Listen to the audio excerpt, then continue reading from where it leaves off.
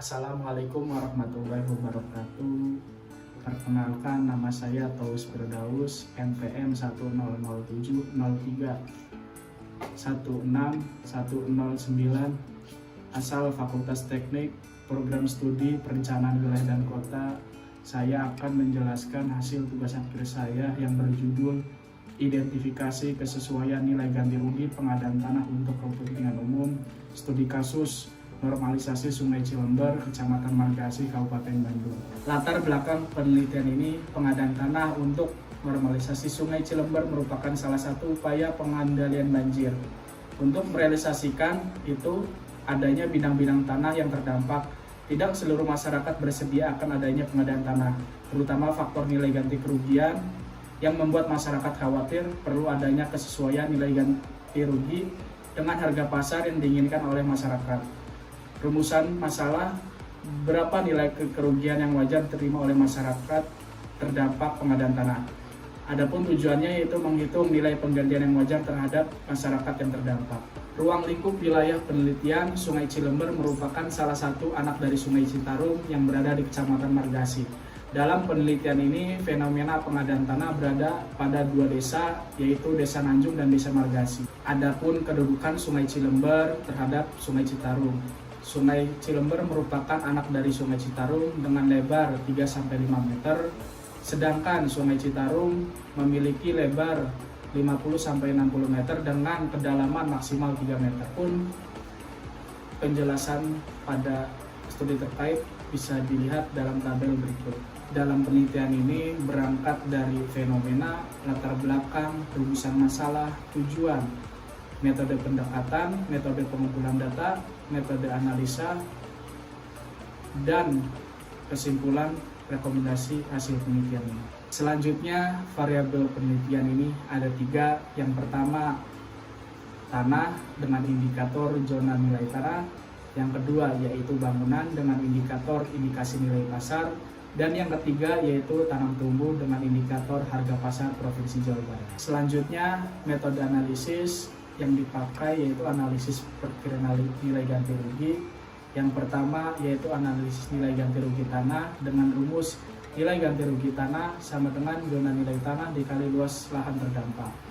Yang kedua yaitu analisis nilai ganti rugi bangunan, NPW bangunan sama dengan luas kali EMP ditambah kerugian non fisik ditambah masa tumbuh ditambah kompensasi bangunan komersil.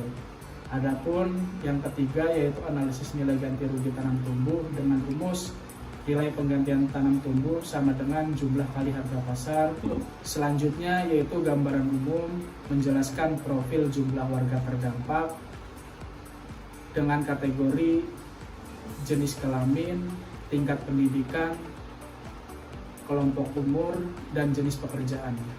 Selanjutnya, gambaran umum status tanah ini menjelaskan mengenai kepemilikan warga yang terdampak, status kepemilikan, atas hak, titik koordinat, dan luasan bidang yang terdampak.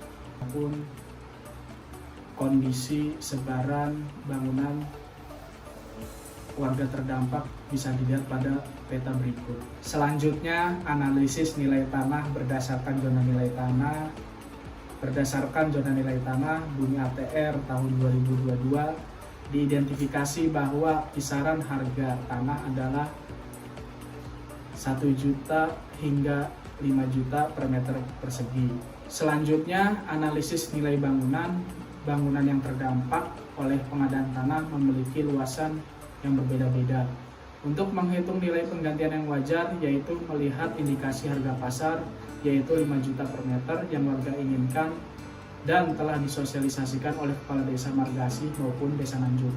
Adapun dari indikasi nilai pasar tersebut serta telah memperhitungkan kerugian fisik, maka nilai bangunan keseluruhan yang terdampak yaitu 50 sekian M dengan total keseluruhan bangunan yang terdampak 8.192 sekian meter. Selanjutnya, analisis nilai tanam tumbuh. Tanam tumbuh merupakan salah satu benda yang dihitung nilai ganti ruginya berdasarkan harga pasar tanam produksi yang terdampak oleh pembebasan lahan sebanyak 148 pohon dengan nilai ganti kerugian sebesar 21 juta sekian. Selanjutnya, rekapitulasi nilai penggantian yang wajar dapat dilihat pada tabel di samping. Perkiraan nilai ganti rugi berdasarkan nilai penggantian yang wajar yaitu 62 M sekian sebagai nilai penggantian minimum, sedangkan untuk nilai penggantian maksimum yaitu 74 M sekian. Adapun kesimpulan dari penelitian ini, yang pertama, jumlah warga yang terdampak pengadaan tanah yaitu 79 orang dengan 79 bidang tanah yang masing-masing memiliki luas tanah yang berbeda-beda. Total tanah terdampak yaitu 18.145 sekian meter persegi.